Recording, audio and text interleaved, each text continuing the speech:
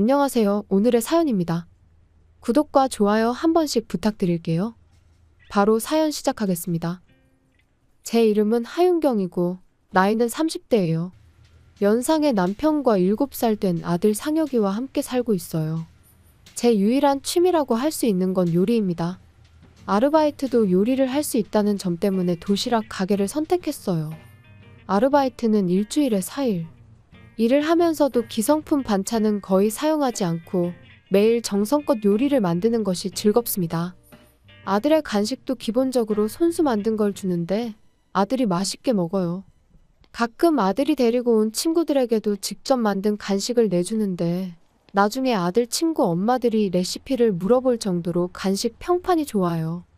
다만 요즘 남편의 반응이 아쉬워요. 예전에는 제가 만든 음식에 대해 칭찬을 아끼지 않았는데 요즘은 무관심하거든요. 아무리 정성스럽게 요리를 만들어도 관심을 보이지 않아요. 남편이 제가 귀찮아진 건 아닌지 걱정스러운 나날을 보내고 있었어요. 남편이 아무리 제 요리에 관심을 보이지 않는다고 해도 요리에 대한 열정은 식지 않아요.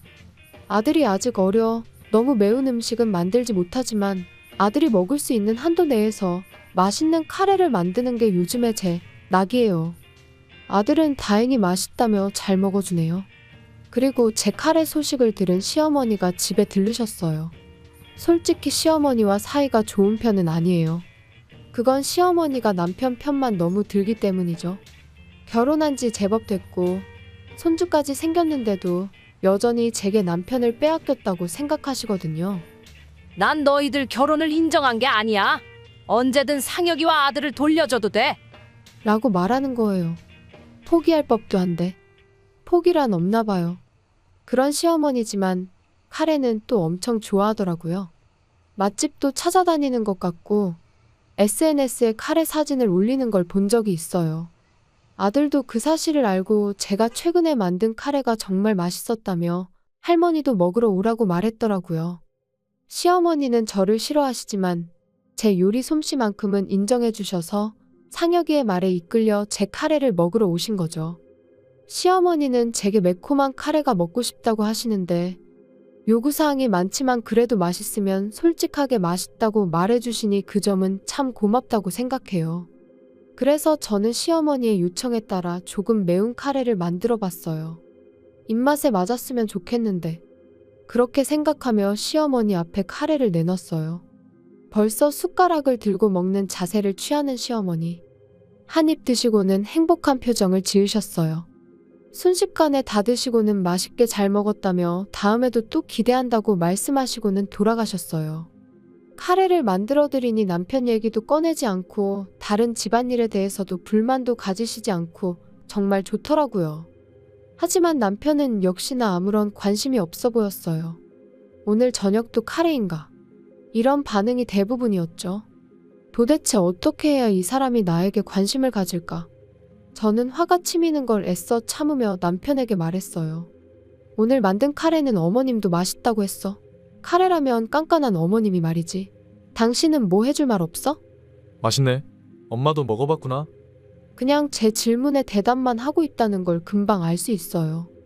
왜냐면 TV의 시선이 꽂힌 채 하는 대답이었으니깐요.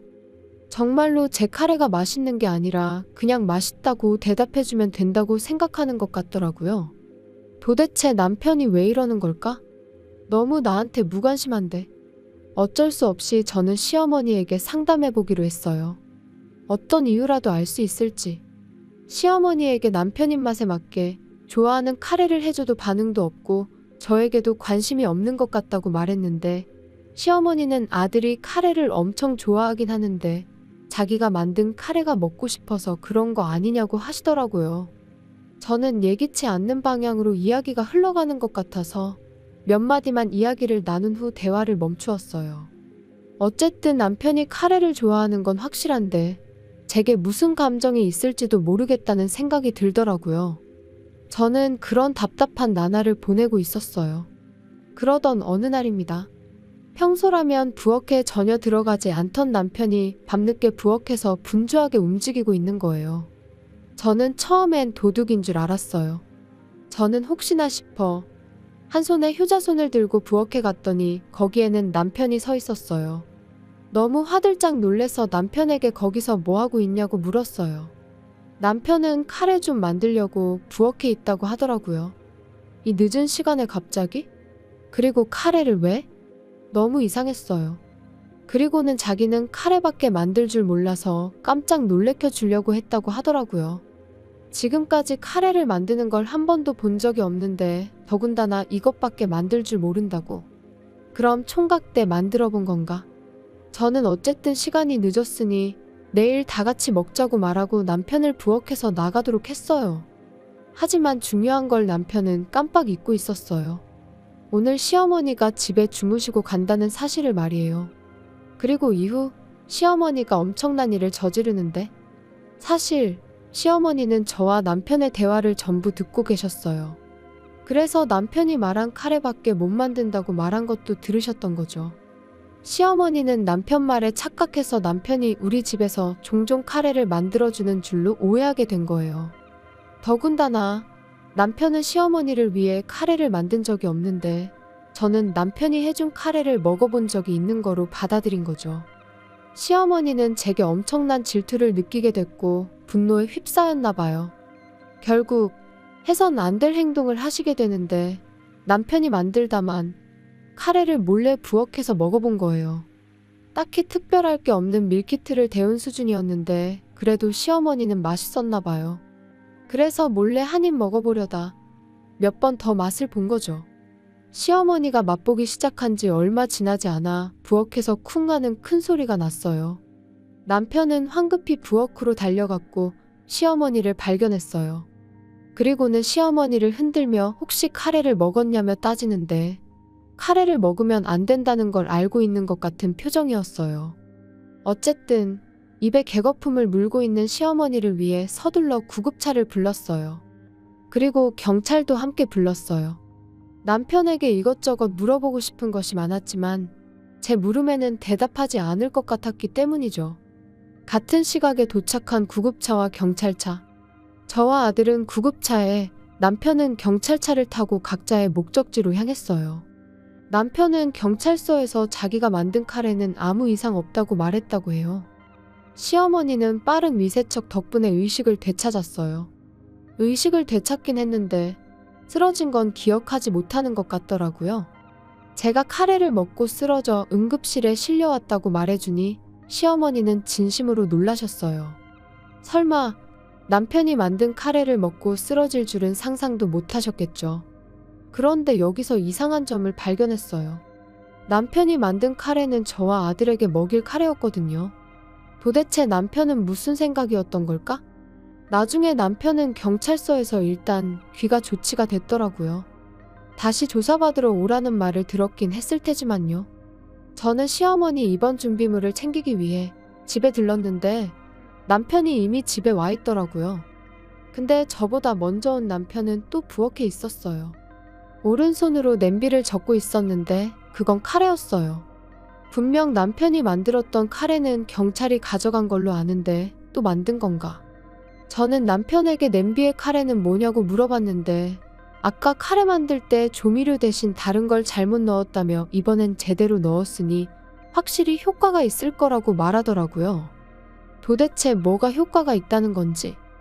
저는 이상한 헛소리를 하는 남편에게 뭘 넣은 거냐고 하니 제 물음에 대답은 하지 않고 와서 맛 좀 봐달라고 하더라고요. 저는 그 카레 절대 안 먹을 거라고 말하고 먹고 싶으면 혼자서 실컷 먹으라고 말했어요. 그랬더니 꼭 카레를 먹어줘야 한다고 하는데 뭔가 이 수상한 상황이 이해가 되기 시작하더라고요. 저는 주머니에서 폰을 꺼내 사진 하나를 보여줬어요. 그건 아들이 다니는 유치원 선생님과 다정하게 팔짱을 끼고 걷고 있는 남편의 모습이었어요. 남편은 화들짝 놀라며 그 사진은 어디서 났냐고 하는데 동네 엄마들 정보력이 얼마나 대단한지 남편은 상상도 못했을 테지요. 남편의 당황한 모습에 저는 그 여자 임신한 거 맞냐고 물었는데 남편은 화를 내며 생사람 잡지 말라고 했어요. 분명 둘이서 함께 산부인과에 들어가는 걸 옆 동네 아는 아줌마가 봤다고 하니 더 이상 입을 열지 않았어요.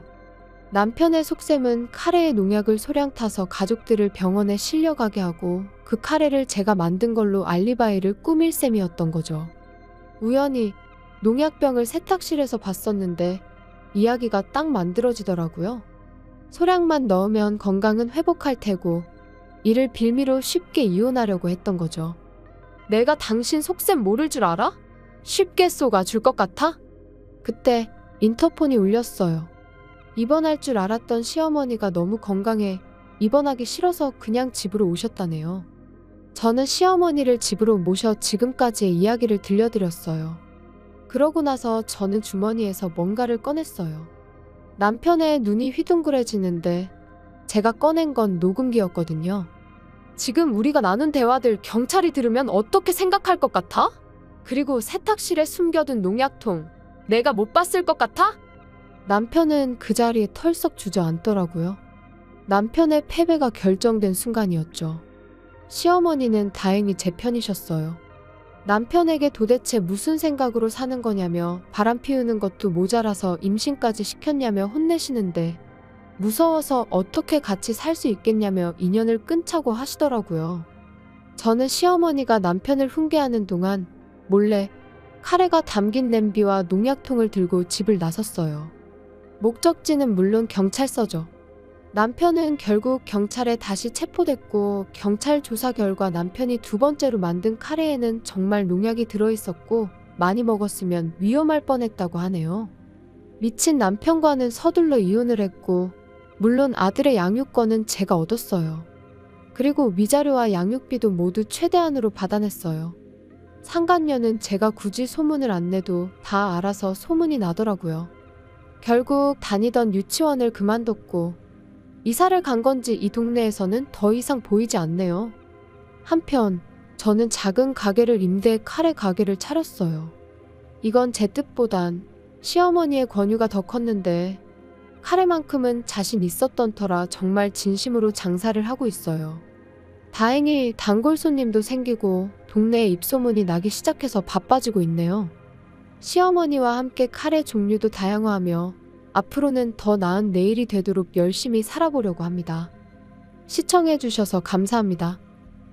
그럼 다음 영상에서 다시 뵙겠습니다.